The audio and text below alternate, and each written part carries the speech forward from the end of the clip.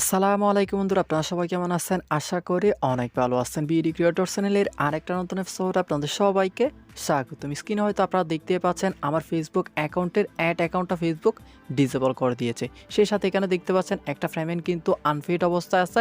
তো এই আনফিট অবস্থা থাকার কারণ কি এবং আমার ফেসবুক অ্যাকাউন্টটা ডিসেবল কেন করে দিল ফেসবুক, সেই বিষয়গুলো তো আপনারা জানতে পারবেনই।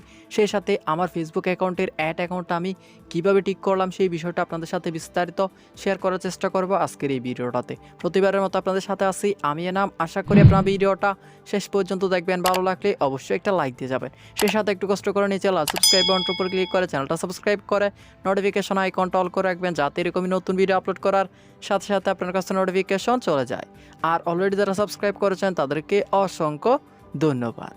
তো বন্ধুরা, আর কথা না বাড়িয়ে চলুন ভিডিওটা শুরু করা যাক। সর্বপ্রথম আমার ফেসবুক অ্যাকাউন্টের অ্যাকাউন্টটা ফেসবুক কী কারণে ডিসেবল করে দিল সেই বিষয়টা আপনাদেরকে বিস্তারিত বুঝিয়ে দিই। দেন এর পরবর্তীতে অ্যাকাউন্টটা কীভাবে ঠিক করলাম সেই বিষয়টা স্টেপ বাই স্টেপ আপনাদেরকে দেখানোর চেষ্টা করব।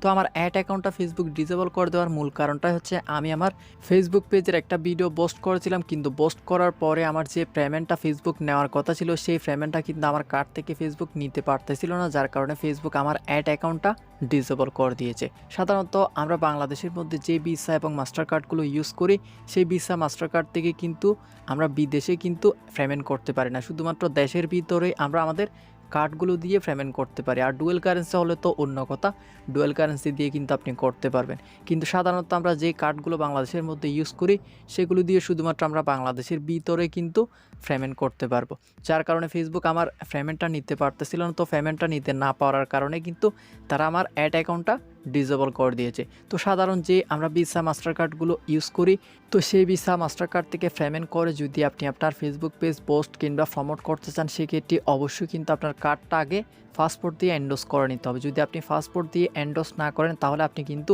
দেশের বাইরে আপনার কার্ডটা দিয়ে পেমেন্ট করতে পারবেন না। তো আপনার কার্ডটা যদি আপনি পাসপোর্ট দিয়ে এন্ডোজ করতে চান সেক্ষেত্রে আপনার কার্ড ওনার নেম এবং পাসপোর্ট নেম কিন্তু সেম থাকতে হবে। যদি আপনার পাসপোর্ট নেম এবং কার্ড ওনার নেমের মধ্যে ভিন্ন থাকে সেই ক্ষেত্রে কিন্তু আপনি আপনার কার্ডটা এন্ডোজ করতে পারবেন না। তো এন্ডোজ করার জন্য কোথায় যাবেন সেই বিষয়টা অনেকেই একটা কোয়েশ্চেন করতে পারেন।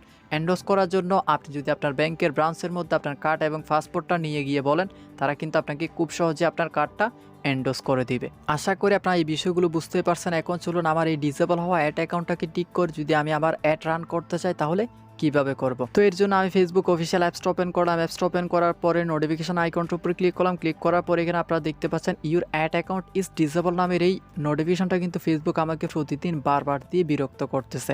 তো এখানে বলতেছে তারা মূলত আমাকে আমার পেমেন্টটা করে দিয়ে আবার নতুনভাবে রান করতে। তো রান করার জন্য বা আমার ডিসেবল হওয়া অ্যাকাউন্টটাকে ঠিক করার জন্য এখান থেকে আমি নোটিফিকেশনটার উপরে ক্লিক করলাম। ক্লিক করার সাথে সাথেই কিন্তু দেখতে পাচ্ছেন এখানে কিন্তু আমাকে অ্যাকাউন্টের পেমেন্ট মেথডের মধ্যে নিয়ে এসেছে। তো পেমেন্ট মেথডের মধ্যে আসার পরে এখানে আপনারা দেখতে পাচ্ছেন আমার একটা পেমেন্ট কিন্তু ডিউ অবস্থায় আছে। তো এই পেমেন্টটা যদি আমরা করতে চাই সেক্ষেত্রে কিন্তু আমাদেরকে এখানে নতুন কার্ড অ্যাড করতে হবে, কেননা আমার যে পুরাতন কার্ডটা অ্যাড করা আছে সেই কার্ডটা দিয়ে কিন্তু পেমেন্টটা হচ্ছে না, কেননা সেই কার্ডটা কিন্তু পাসপোর্ট দিয়ে এন্ডোজ করা নাই। তো আমাদের অ্যাকাউন্টটা ঠিক করার জন্য নতুন কার্ড অ্যাড করে যদি পেমেন্টটা করতে যায় সেক্ষেত্রে এখান থেকে আমাদেরকে পে নাও আইকনটার উপরে ক্লিক করতে হবে। পে নাও আইকনটার উপরে ক্লিক করার পরে দেখতে পাচ্ছেন এখানে কিন্তু নতুন একটা ইন্টারফেস ওপেন হয়ে গেছে। সেই সাথে আমাদের পুরাতন যে কার্ডটা অ্যাড করা ছিল সেই কার্ডটা কিন্তু এখানে শো করতেছে। তো আমরা যেহেতু নতুন কার্ড অ্যাড করবো সেক্ষেত্রে এখান থেকে অ্যাড পেমেন্ট মেথড অপশনটার মধ্যে আমরা ডেবিট অর ক্রেডিট কার্ড অপশনটা সিলেক্ট করলাম। সিলেক্ট করার পর এখান থেকে নেক্সট অপশনের উপরে ক্লিক করলাম। ক্লিক করার সাথে সাথে দেখতে পাচ্ছেন এখানে নতুন আরেকটা ইন্টারফেস ওপেন হয়ে গেছে। তো এই পেজটাতে মূলত আপনাকে আপনার কার্ডের ডিটেলসগুলো প্রদান করতে হবে। তো কার্ডের ডিটেলসগুলো প্রদান করার ক্ষেত্রে সর্বপ্রথম আপনাকে আপনার কার্ডের ওনার নেমটা দিতে হবে। দেন এর পরবর্তীতে আপনাকে কার্ডের নাম্বারটা দিতে হবে। কার্ডের নাম্বারটা দেওয়ার পরে আপনার কার্ডের এক্সপায়ার মান্থ এবং এক্সপায়ার ইয়ারটা দিতে হবে। দেওয়ার পর এর পরবর্তীতে আপনি আপনার কার্ডের ব্যাক পেজ থেকে সিবিবি নাম্বারটা দিয়ে দিবেন। তো এই সবগুলো ডিটেলস আমরা দিয়ে নিচ্ছি। তো আপনারা দেখতে পাচ্ছেন আমাদের সবগুলো ডিটেলস কিন্তু ফিল আপ করা হয়ে গেছে। দেন এখান থেকে আমরা সেভ আইকনটার উপরে ক্লিক করলাম। ক্লিক করার সাথে সাথে কিন্তু দেখতে পাচ্ছেন আমাদের কার্ডটা কিন্তু সাকসেসফুলিভাবে অ্যাড হয়ে গেছে। তো এখন যদি আমরা পেমেন্টটা করে দিতে চাই সেক্ষেত্রে এখান থেকে পে নাও আইকনটার উপরে ক্লিক করতে হবে। পে নাও আইকনটার উপরে ক্লিক করার সাথে সাথে দেখতে পাচ্ছেন আমাদের পেমেন্টটাও কিন্তু সাকসেসফুলিভাবে হয়ে গেছে। দেন এখান থেকে ডান আইকনটার উপরে ক্লিক করার সাথে সাথে দেখতে পাচ্ছেন আমাদেরকে কিন্তু আগের পুরাতন পেজটাতে নিয়ে এসেছে। সেই সাথে এখানে দেখতে পাচ্ছেন উপরে ডিসেবল আইকনটা কিন্তু চলে গেছে এবং আমাদের পেমেন্টটাও হয়ে গেছে, আমাদের অ্যাকাউন্টও সেই সাথে টিক হয়ে গেছে। তো বন্ধুরা এইভাবে আপনারা চাইলে খুব সহজেই আপনার ডিউ পেমেন্টের জন্য কোনো সময় যদি আপনার অ্যাড অ্যাকাউন্ট ডিসেবল করে দেয় ফেসবুক, সেক্ষেত্রে আপনি আপনার অ্যাড অ্যাকাউন্টটা আপনি এইভাবে খুব সহজে ঠিক করে নিতে পারেন। আশা করি আপনাদের ভিডিওটা ভালো লেগেছে। ভিডিওটা ভালো লাগলে অবশ্যই একটা লাইক দিয়ে যাবেন।